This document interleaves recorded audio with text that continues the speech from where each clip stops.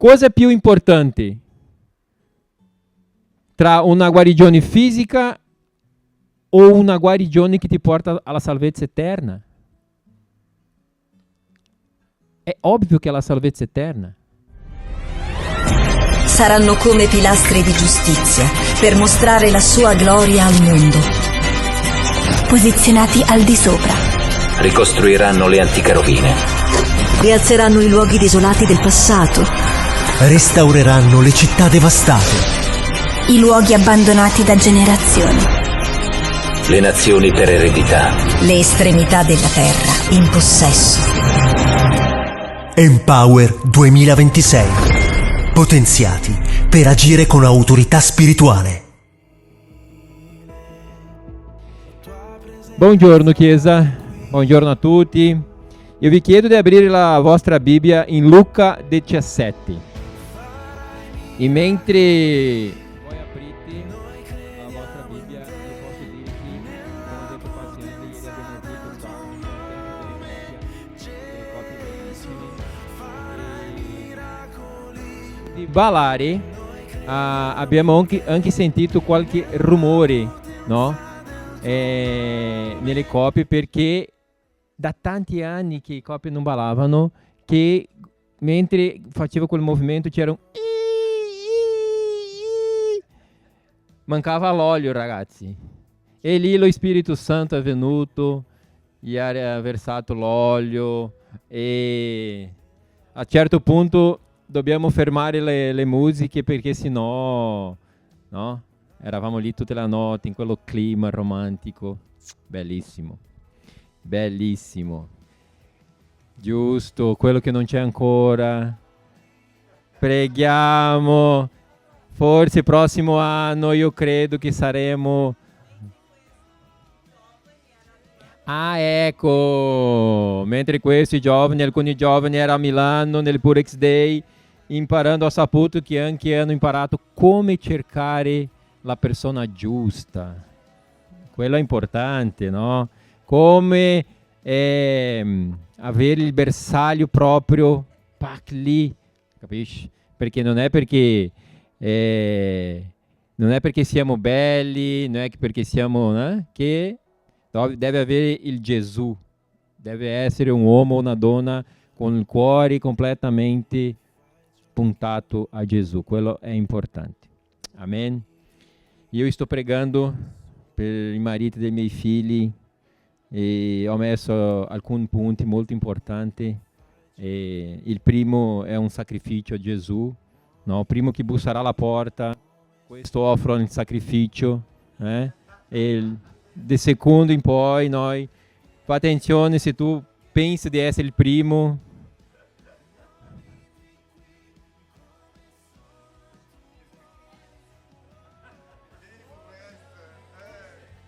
È ogni scherzo, ragazzi. Però tutti i scherzi c'è un punto di verità.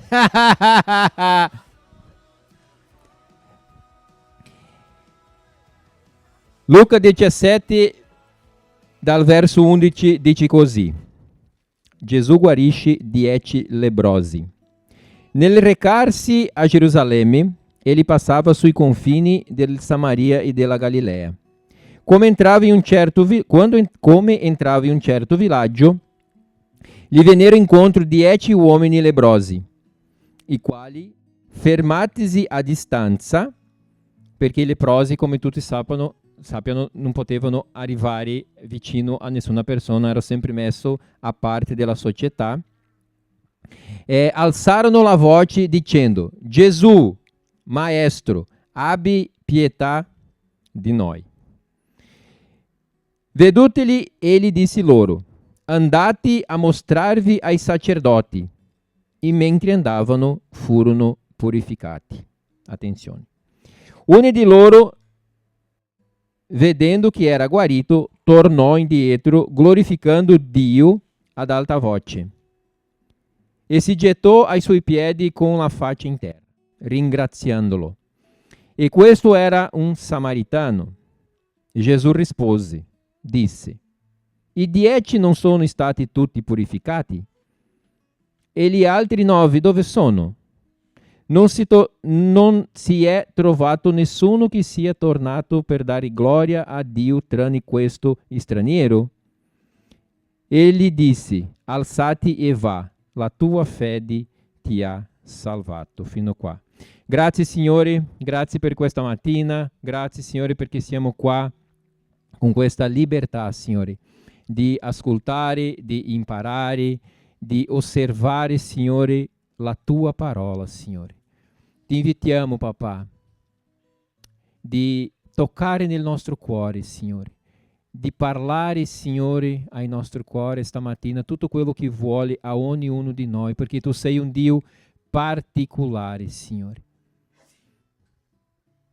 Parla, Signore, con potenza, e che i nostri cuori sia pronto come una terra fertile, Signore, per ricevere tutto quello che ha nel tuo cuore per noi, in nome di Gesù. Amen. Alleluia.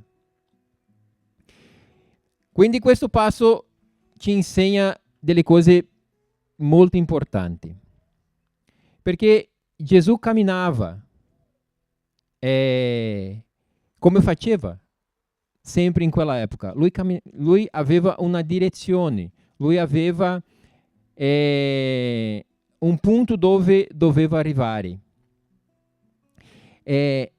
Ma lui sempre era attento alle opportunità. Lui mai era distratto.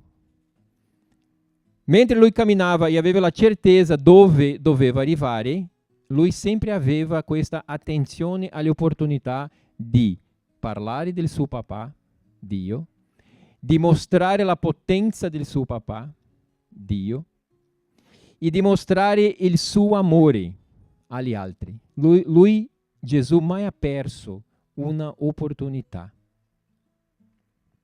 E quando quelli 10 lebbrosi avvicinarono a lui, gridando per misericordia, Gesù già era pronto ad aiutarli.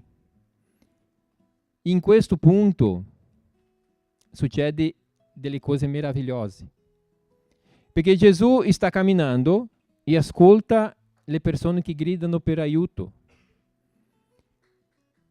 Come lui già era pronto, lui semplicemente ha dato ordine a quelle persone. Lui non ha fatto nessuna domanda, non ha chiesto chi era, da dove erano venuti. E lì, in quel momento, come ho detto, succede delle cose importanti che vediamo adesso. Il primo punto: Gesù libera il miracolo senza domanda. Come ho detto prima, Gesù non perde tempo chiedendo da dove sono venuti, chi erano, di che tribù, cosa stavano facendo lì. Ele semplicemente libera una parola di guarigione e continua il suo cammino. A volte noi chiediamo per lo Spirito Santo delle opportunità di parlare, delle opportunità di fare una preghiera di guarigione, e quando viene queste opportunità siamo presi nelle domande, o pensiamo di, prima di pregare, sapere qualcosa della situazione. Come è successo? Da dove tu vieni? Come ti chiama? Da quanto tempo hai questa questa malattia? E a volte queste domande diventano più importanti che la preghiera. O a volte viene la paura di fare queste domande, la vergogna. E se noi siamo intimi dello Spirito Santo, sì, a volte è importante tu fare qualche domanda, ma le domande non possono essere più importanti o non possono sia una cosa che ti impedisce di fare questa preghiera. Perché quando siamo intimi dello Spirito Santo sarà Lui a guidarci.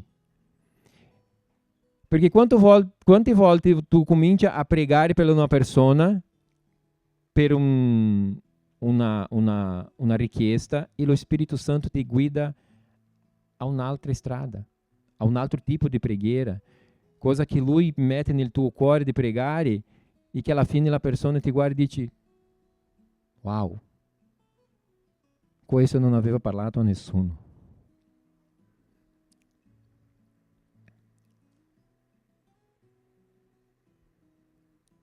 Il secondo punto: la guarigione avviene lungo al cammino.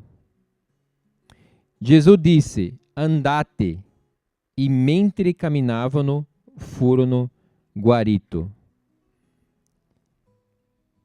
Processi. Io mi piace tantissimo i processi del Signore, perché è durante il processo che Dio guarisce. È durante il processo che Dio ci trasforma. È durante la battaglia che Dio alza il nostro livello di fede. Io non lo so, Laine ha predicato, ha dato una parola su questo. Non sappiamo cosa è successo questa settimana con te. Non sappiamo cosa tu stai affrontando. Non sappiamo come è andato l'ultimo mese. Sono processi che a volte Dio mette nella nostra vita, però noi non dobbiamo fermarci. Noi dobbiamo continuare il nostro cammino, perché è mentre questo cammino che Dio ti fortifica, è mentre camminiamo che Dio alza la nostra fede, è mentre noi ci muoviamo che Dio ci trasforma. Perché questo movimento vuol dire obbedienza, questo movimento vuol dire fiducia, questo movimento è la fede nella promessa del Signore. Perché se il Signore ti dà una parola di guarigione, se ti dà una parola di fede, se ti dà una parola che tu farai una cosa straordinaria, mentre tu cammina, quello si trasformerà in una realtà. Se Dio ti dà una parola, vieni in Italia, sarà facile? Ovvio di no. Siamo stranieri in questa terra, siamo stranieri in questo mondo. Le difficoltà saranno forse raddoppiate per noi a un certo punto, ma noi dobbiamo camminare verso la parola che Dio ci ha dato. Se Dio ti ha chiamato per essere in questa città, in questa nazione, in questa chiesa, Lui farà dei miracoli in questa nazione, in questa città, in questa chiesa con te, perché Lui ci ha chiamato. Non possiamo fermarsi nei nostri problemi, non possiamo fermarsi nelle situazioni che circondano. Non possiamo guardare solo questo, dobbiamo guardare Gesù. Se Lui ci ha portato qua, Lui farà. Perché io penso così, quando Gesù ha detto a quei leprosi, va. Se loro per caso sono rimasti fermi, aspettando la guarigione, io credo che questa guarigione non arrivava. Perché? Perché quando abbiamo una parola, quando abbiamo una direzione dal Signore e noi aspettiamo prima di muoversi, che venga questo miracolo non arriva. Perché? Perché mentre siamo fermi, viene pensieri sbagliati, viene un scoraggiamento, viene la paura e viene la incredulità. E dove c'è incredulità non c'è miracolo. Dove c'è incredulità, lo Spirito Santo non riesce a arrivare. Dove c'è incredulità non c'è la fede. Quindi se noi non ci muoviamo e non crediamo veramente in quello che Gesù ha detto per ognuno di noi. E lo so che qua c'è sogni, c'è propositi, c'è cose particolari nelle nostre vite e che a volte sono lì ad aspettare un nostro movimento. Sono lì ad aspettare che noi ci muoviamo verso a quello che aspettiamo, ai nostri sogni.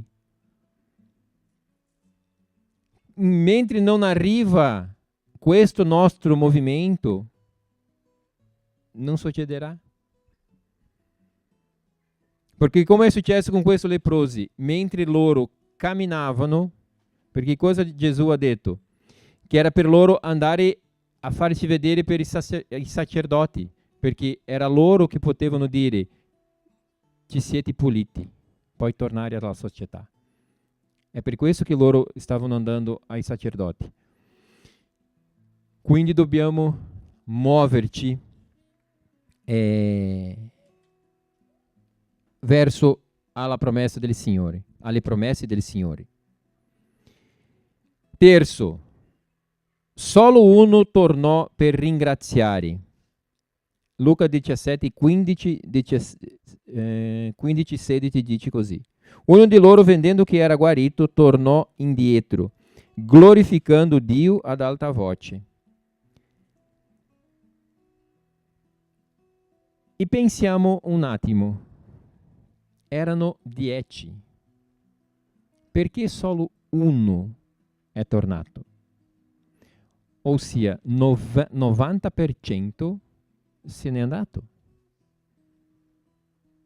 Solo uno è tornato. Perché?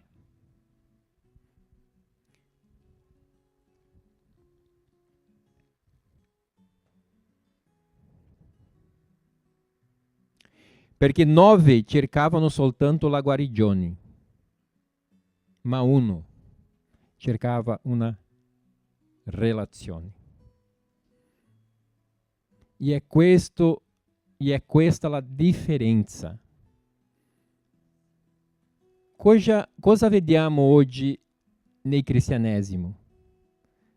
90% dei cristiani oggi vogliono guarigioni, benedizioni, vogliono essere in un posto bello, vogliono a volte delle relazioni che ti portano qualcosa di opportunità, ma un vero rapporto con Gesù è difficile. Perché per avere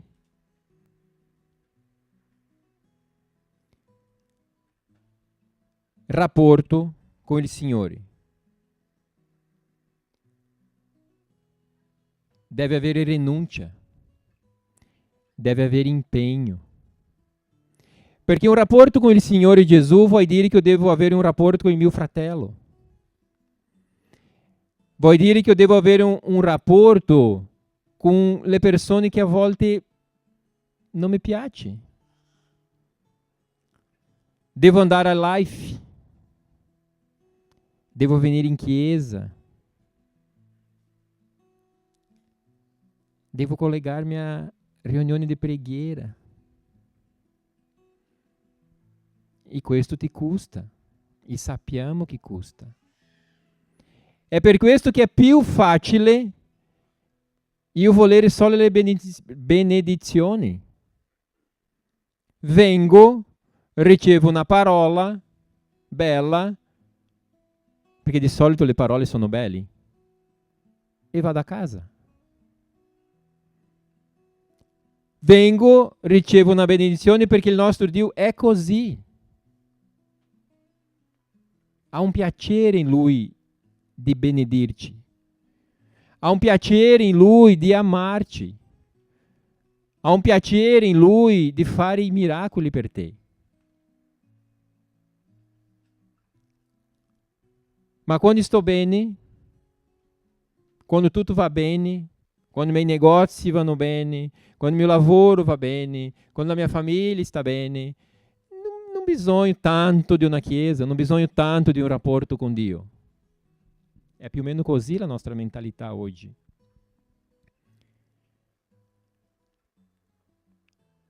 Ma Dio vuole un rapporto personale. È oltre a solo venire in chiesa. È oltre a andare in live. È oltre a partecipare di una riunione di preghiera. È più profondo.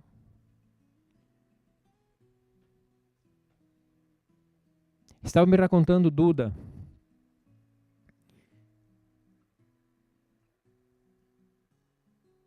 Ieri aveva più di 500 persone in questo Pure Life. Pure X Day, Pure Life, Pure X Day. Pure X Day, yes.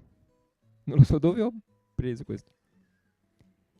E questo è meraviglioso perché sono 500 persone che sono uscite diverse, con i pensieri diversi, hanno imparato cose diverse, perché aveva nel loro cuore un volere di essere lì, che è oltre a tutto quello che io già ho detto.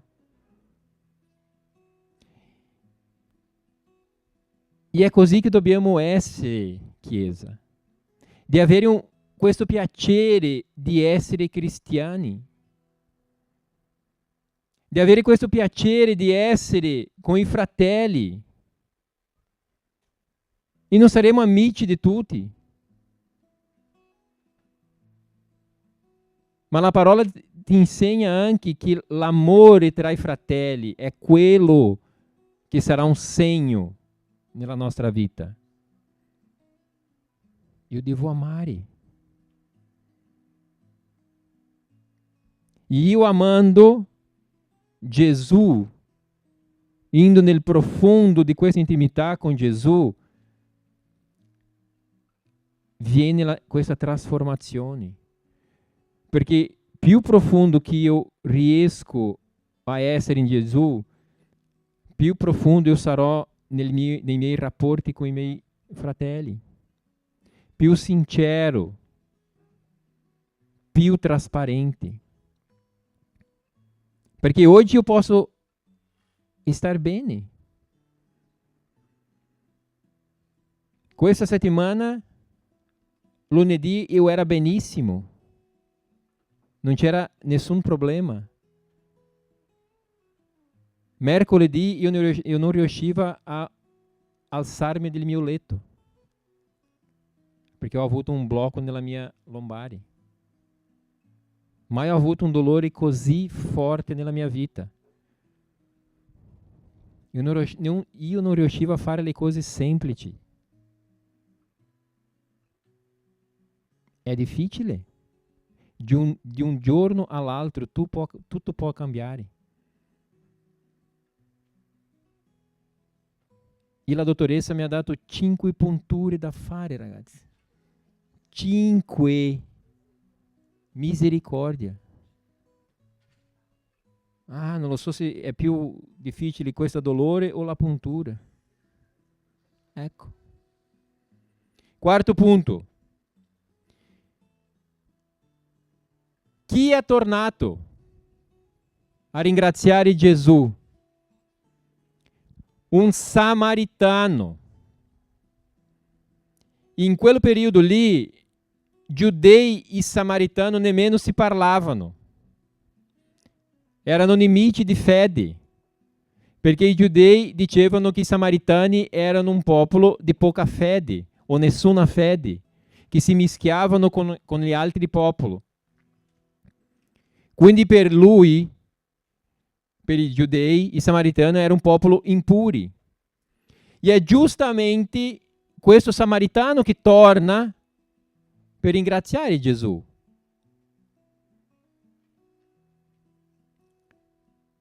Allora tu pensi, Gesù, per caso Gesù si è preso di sorpresa che aveva un samaritano mentre quello 10 leprosi? Ovvio di no.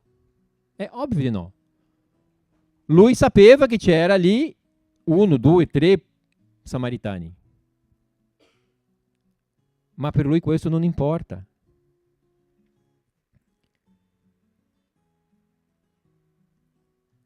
E facendo un paragone con noi, oggi, per Gesù non importa il tuo passato. Per Gesù non importa quello che tu hai fatto.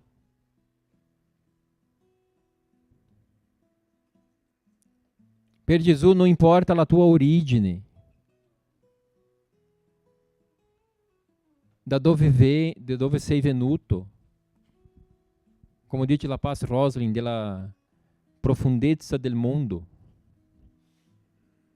Se tu hai sbagliato, o se tu sempre hai avuto una vita normale, perfetta, senza...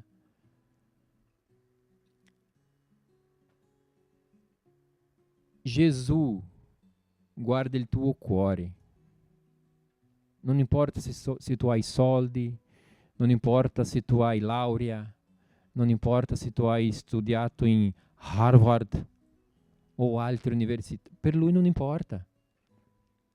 Importa il tuo cuore. E come il tuo cuore è insinabile? Ammaestrabile. Ammaestrabile. Bella questa parola. Ammaestrabile. Perché ragazzi siamo umani. Abbiamo delle debolezze. Abbiamo rabbia. Abbiamo voglia di fare cose a volte brutte. Abbiamo sentimenti. Ma dobbiamo avere questo cuore ammaestrabile. E è questo che il Signore guarda. Perché gli occhi del Signore su di noi è sempre occhi di speranza, di amore, di guarigione, di perdono. È questo. Quando Gesù ti guarda, Lui già ti guarda trasformato. Lui già ti vede trasformato. A volte questo senso di incapacità che abbiamo, senso di vergogna.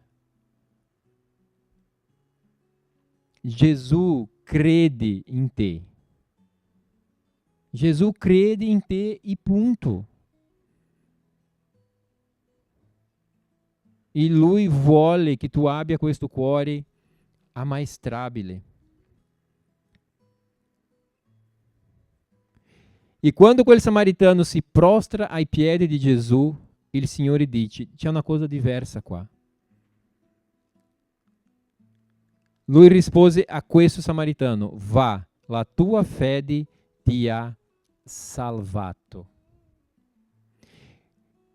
Qua è successo una cosa un po' diversa con questo samaritano. Perché lui ha avuto la cura fisica della sua lebbra. E quando Gesù dice, va, la tua fede ti ha salvato, lui ha avuto la cura spirituale. Ha avuto la cura dei suoi peccati. Ha avuto la cura delle sue colpe. Guarigione. ha avuto la guarigione del suo passato, delle sue ferite. Perché quando arriviamo ai piedi del Signore, con questo cuore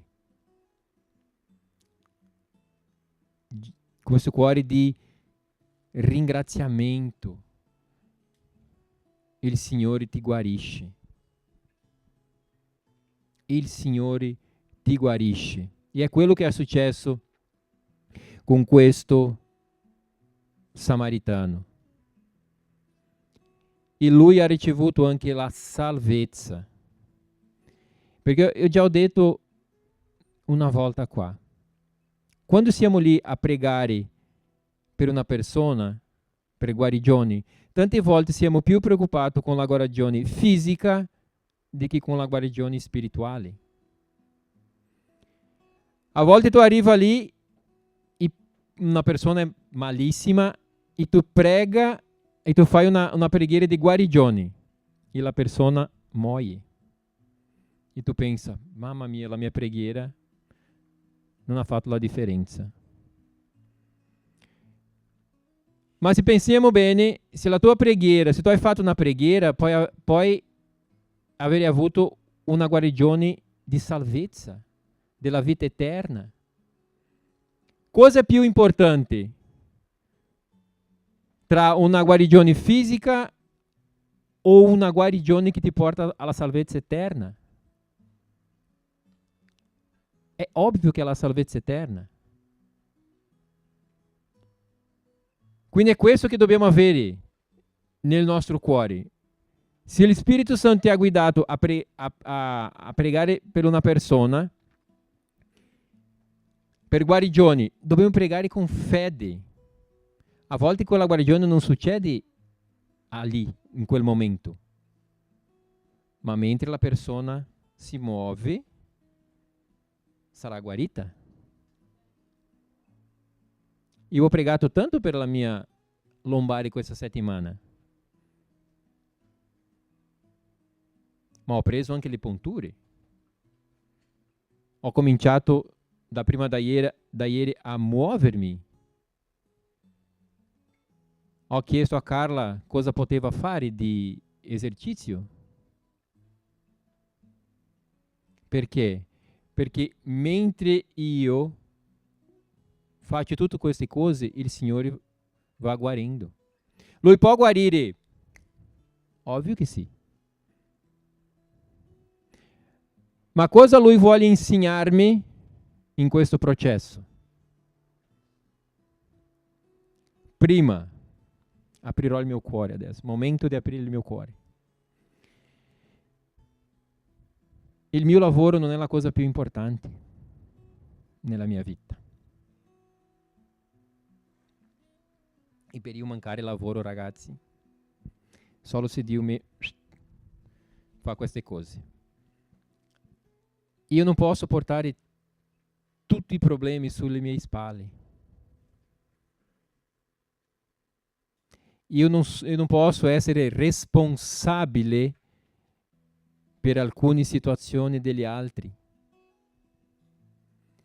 Io non posso essere lì giorno dopo giorno con la mia testa pensando come posso fare per risolvere quella situazione, di risolvere quell'altra situazione, risolvere quell'altra situazione. Cosa la parola ci insegna? Cambia il tuo fardello con il mio. È questo che ho imparato, che io devo portare la mia vita un po' più leggera. Io ho una famiglia, io ho dei figli, una moglie meravigliosa, che capelli nuovi, wow, morena illuminata. E a volte Dio ti ferma, ragazzi, per questo. E Dio sa come trattare ognuno. Perché Lui sapeva che se mi facesse qualcosa un po' più leggera, io non mancava lavoro.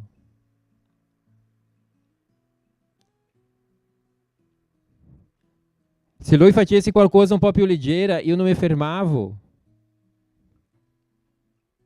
per parlare con lui. Mi ricordo altra volta, alcuni qua si ricorderanno, eravamo vicino al Confi One. Io ero lì nel mio lavoro perché dovevo prendere un giorno di permesso. Io dicevo, Dio, devo prendere questo giorno di permesso. Come farò? Come mancherò un giorno al lavoro? Sempre una pazzia, ragazzi, ma cosa è successo con me? Ho inciampato una cosa di ferro, ho fatto 6 punti nella mia gamba. Ho rimasto una settimana a casa. Adesso sono rimasto una settimana a casa. Però io non voglio più questa cosa. Io non voglio stare fermo fino a che succeda alcune cose, dopo di questo io mi muovo. Io devo capire quello che Dio vuole. Quando Dio comincia a parlare, io devo andare verso quello che Lui sta parlando. E io devo, come ha fatto quel samaritano, mi prostrare ai suoi piedi. Più di una volta, più di quello che già faccio. Io devo dare i nomi delle mie paure. Io devo dare nome a quello che mi blocca davanti al Signore. E Lui ti porterà avanti. Lui ti guarirà di tutto questo mentre ci muoviamo. Perché noi dobbiamo muoversi, non dobbiamo essere fermi nei nostri problemi.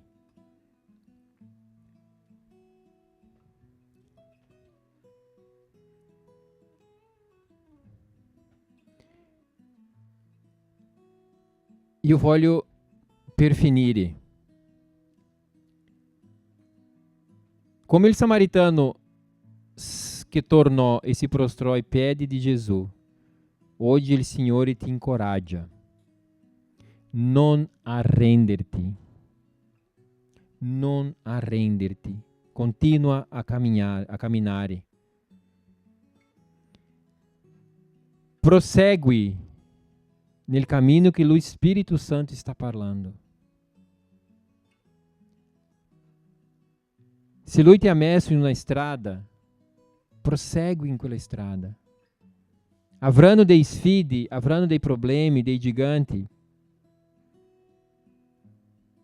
Nostro Dio è più potente. Se Lui ti ha messo in una strada, è perché hai piani, hai un scopo per la tua vita. E tu devi proseguire firme su quella strada. Se è chiaro per te che il Signore ti ha dato questa parola, muoviti. Muoviti, dai-ti una mossa.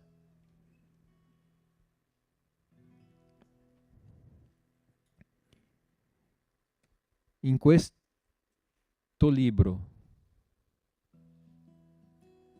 abbiamo diverse promesse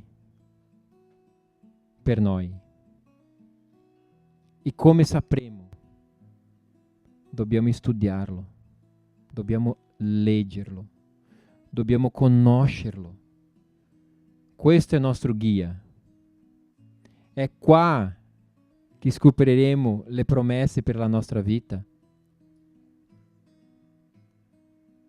Perché, come ho detto prima, Dio ha questo piacere in realizzare queste promesse a te. Ha un piacere nella sua vita in realizzare per noi. Però a volte siamo bloccati lì, nella paura, nella vergogna. Io non sono capace. Ragazzi, se io penso, o se io ho pensato un giorno che sarebbe qua, in un palco, mai. Ma io ho creduto. Io cammino verso questo perché ogni domenica io voglio migliorare, io voglio imparare di più, io voglio portare a voi un pane ogni domenica più forte, più profondo. Ogni domenica io voglio portare qua qualcosa che farà la differenza nella tua vita, che ti porterà più vicino al Signore Gesù. E questo è il mio scopo. Darti una direzione, ma per questo io devo muovermi in direzione al Signore Gesù.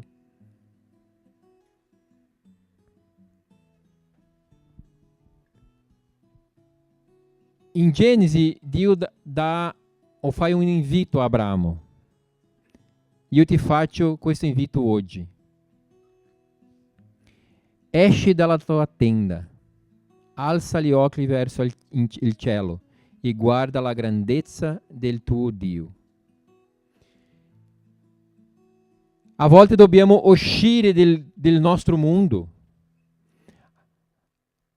A volte questa tenda può essere quella cosa che siamo immersi nei nostri quotidiani, nei nostri problemi, nella situazione, nelle nostre emozioni, nel nostro io.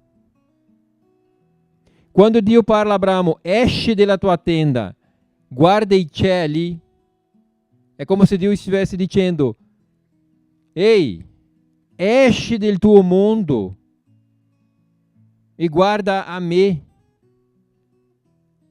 Guarda e pensa tutto quello che io già ho fatto nella tua vita. Perché ragazzi, siamo miracoli. Noi siamo un miracolo. Da dove Dio ti ha preso e dove sei tu oggi è un miracolo. Quando alziamo al mattino, apriamo i nostri occhi, riusciamo a respirare. Questo è un miracolo. Sei vivo. E a volte queste cose che ti circonda anche ti cerca. E siamo lì, Dio, tu non mi ascolta, Dio, niente succede nella mia vita, Dio, la mia vita è questo, Dio, la mia vita è quello. Ma è tutto quello che Dio già ha fatto. Quanti guarigioni. La protezione. Dio lavora per ognuno di noi ogni giorno. Ogni giorno. Geremia 29:11, un versetto che amo, dice così: infatti io so i pensieri che medito per voi, dice il Signore, pensieri di pace e non di male, per darvi un avvenire e una speranza. È questo i pensieri di Dio per noi. Dio non vuole il tuo male. Dio vuole che diventiamo questo cristiano che torna ai suoi piedi e dice: Dio, grazie.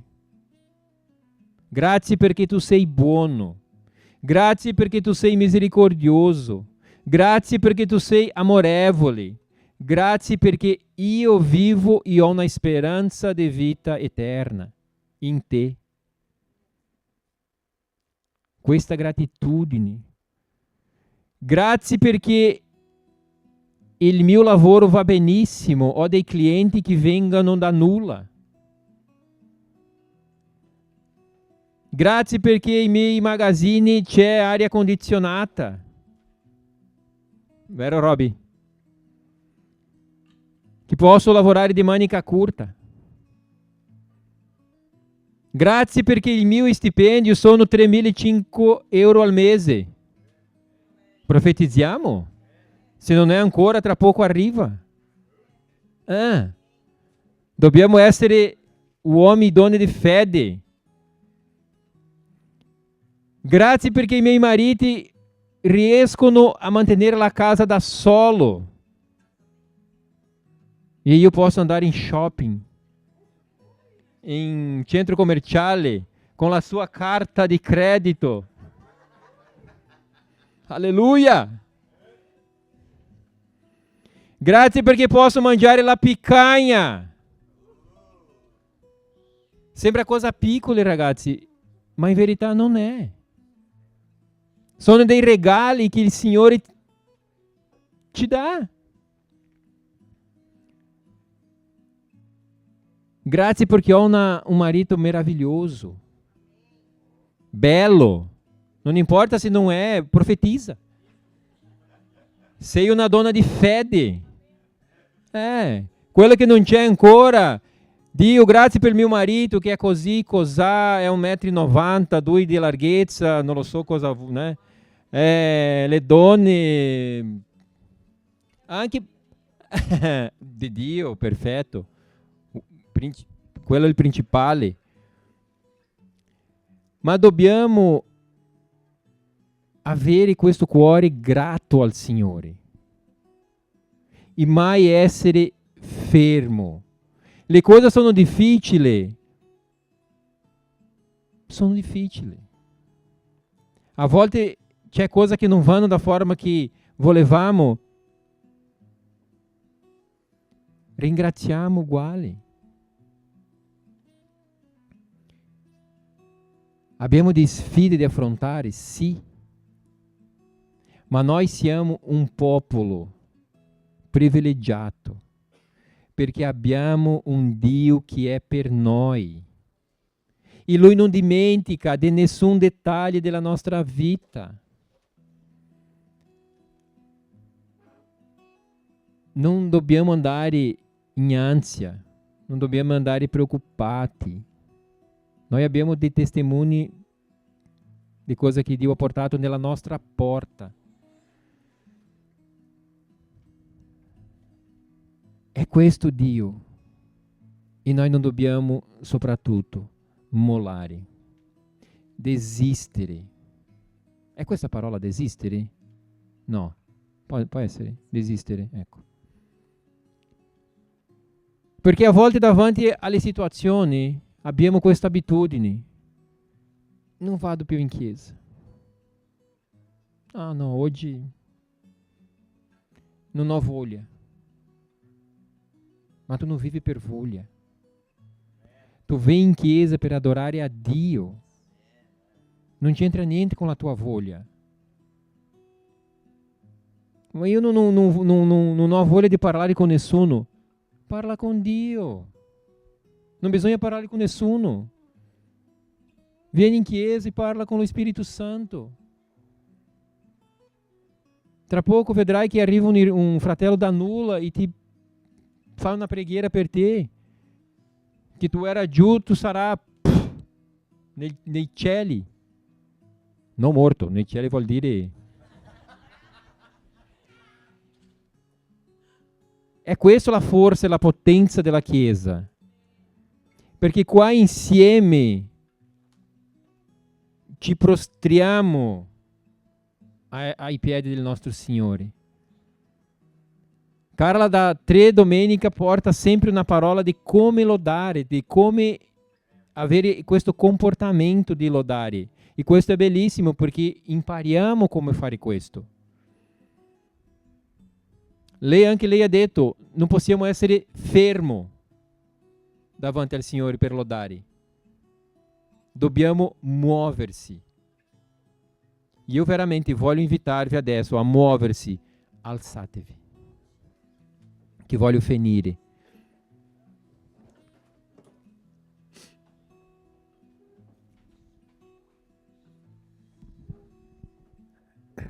Mentre Pastor Alex parlava, questa settimana Dio stava bruciando una cosa nel mio cuore e non sapevo neanche cosa Lui parlasse oggi. Tutti noi vogliamo andare in cielo, diciamo è questo che vogliamo, da quando abbiamo accettato Gesù, da quando abbiamo scelto questo stile di vita. Solo che in cielo c'è una cosa, c'è movimento. Nessuno è mai fermo davanti a Dio. La Bibbia dice che gli anziani gettano le loro corone, gli angeli cantano, suonano qualcosa e dicono santo, santo, santo, 7 sul 7, 24 sul 24. Quindi dobbiamo imparare a muoversi, perché nel cielo c'è movimento. Alleluia, amen. Io voglio invitarvi adesso a parlare con lo Spirito Santo e prendere questo momento e chiedere allo Spirito Santo di avere questo cuore grato al Signore, di avere questa voglia e questo coraggio anche di muoversi, di forse uscire da dove sei fermo adesso, di come questo samaritano, di gettarsi ai piedi del Signore, di dire: Signore, non ho forza per fare questo, non ho forza per fare quello, ho paura, non mi sento capace. Deve dare il nome di quello che sta ti bloccando. Deve avere questa sincerità del tuo cuore, di dire: Signore, io voglio muovermi, io voglio camminare, perché lo so che mentre io cammino per il processo, tu mi guarirà. Tu mi guarirà, Signore. Quindi parla questo con lo Spirito Santo adesso.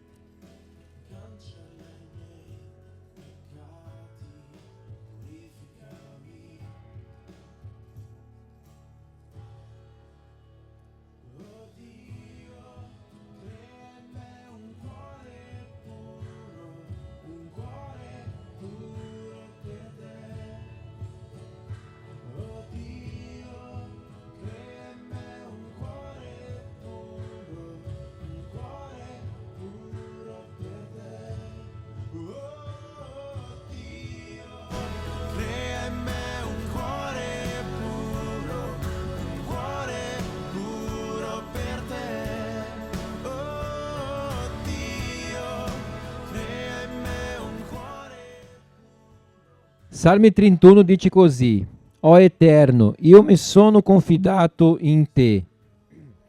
Fa che io non sia mai confuso, liberami per la tua giustizia.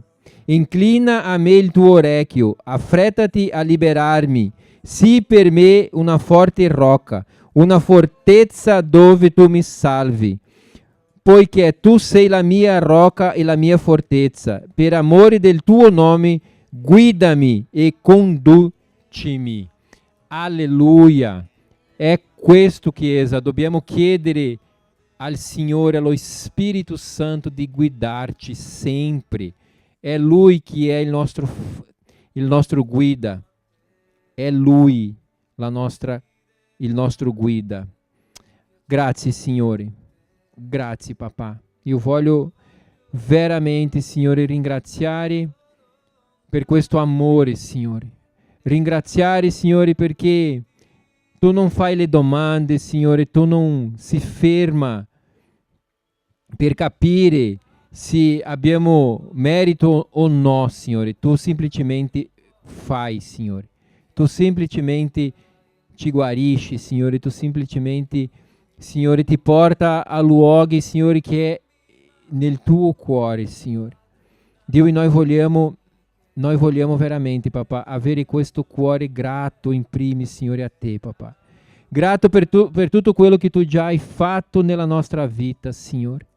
Per tutto quello, Signore, che Tu já hai, Signore, mosso davanti a noi, Signore.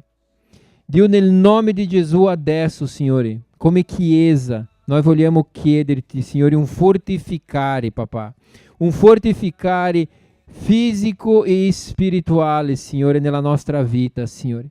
Vogliamo chiedere, Signore, papà, è la tua protezione, Signore. Papà, noi vogliamo chiedere come Chiesa, Signore, la tua direzione, Signore. Papà, che noi possiamo veramente ascoltare la tua voce, Signore. Che noi possiamo veramente, Signore, sentire, Signore, e obbedire, Signore, la tua voce, Signore. Se tu ci chiedi, Signore, per andare in una direzione, Signore, che noi obbediamo, Signore, che noi possiamo obbedire, papà. Come vero cristiani, Signore. Come vero cristiani, Signore, che noi possiamo, Signore, andare nel profondo, Signore. Che noi possiamo cercare veramente, Signore, quello che tu vuoi a ognuno di noi, papà. Perché come ho detto, Signore, hai dei promessi, Signore, nella tua parola. Hai dei sogni, Signore, hai dei propositi, Signore. Quindi io ti chiedo, Signore, rivela con chiarezza, Signore, a ognuno di noi. Rivela, Signore, che noi possiamo, Signore,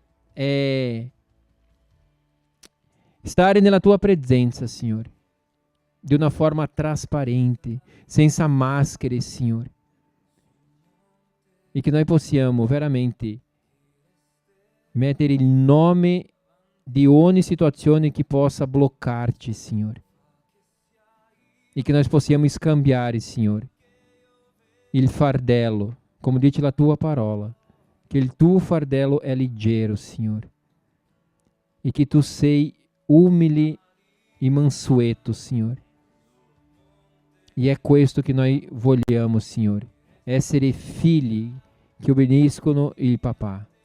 Dio, nel nome potente di Gesù, Signore, ancora una volta ti ringraziamo. Amen. Alleluia. Alleluia. Facciamo un applauso, Signore, a questo Dio meraviglioso. E grazie per la tua vita, grazie per il tuo cuore, e che Dio possa benedire veramente questa settimana che sta iniziando, che possa benedire la tua casa e la tua famiglia. Amen.